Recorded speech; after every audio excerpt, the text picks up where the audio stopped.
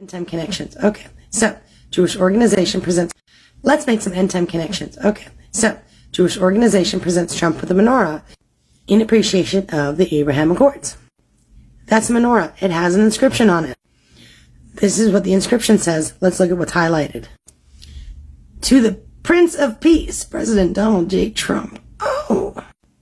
Little Isaiah chapter 9 for you.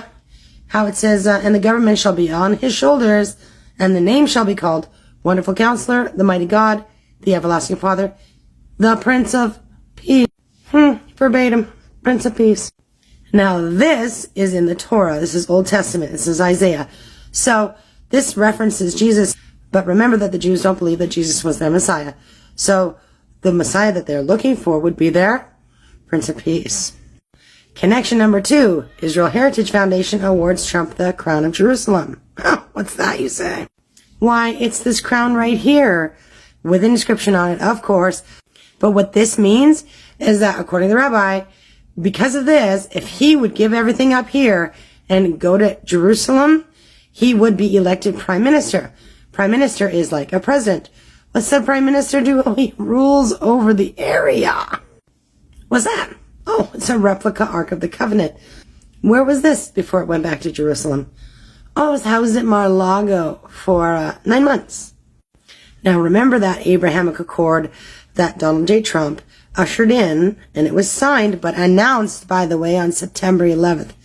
Don't get me started on that date. But signed on September 15th, 2020. It's a peace covenant between Israel and other nations. What's the Bible say about a peace treaty? Well, it says that in regards to the Antichrist, he shall confirm the covenant with many. To confirm something is to reaffirm. Let's look it up. Hebrew Strong Concordance for the word used is to strengthen or to make stronger. So reaffirming a covenant that was already created by DJT. Remember that the Jews don't believe in the New Testament, so anything that we know of that will happen, they don't know. They're waiting for their Messiah. This is from a Jewish website, the things that they're specifically looking for in a Messiah. They believe he will be a man.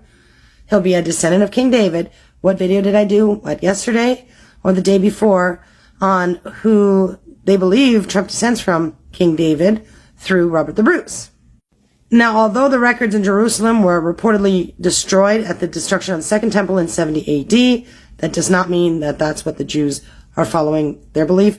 There could be records because somebody stitched something together, some genealogists, so if they believe it, I know Mormons believe that they can go all the way back to Adam, so if they believe it, if the Jews believe it, then it must be so, right? And remember, that doesn't mean it's his biological lineage because it doesn't take affairs into account. So they're looking for someone who descends from King David. That's a fact.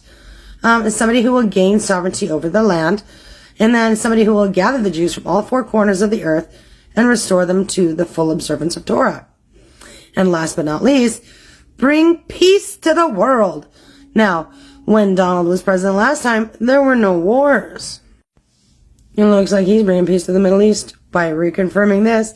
Once he gets back in, that'll be a clincher, won't it? But this right here should tell you they believe he's the Prince of Peace. You know, their Messiah.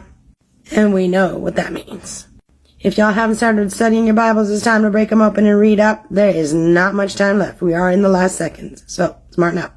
And for those of you that think the Bible's a fairy tale, shit's popping off right now.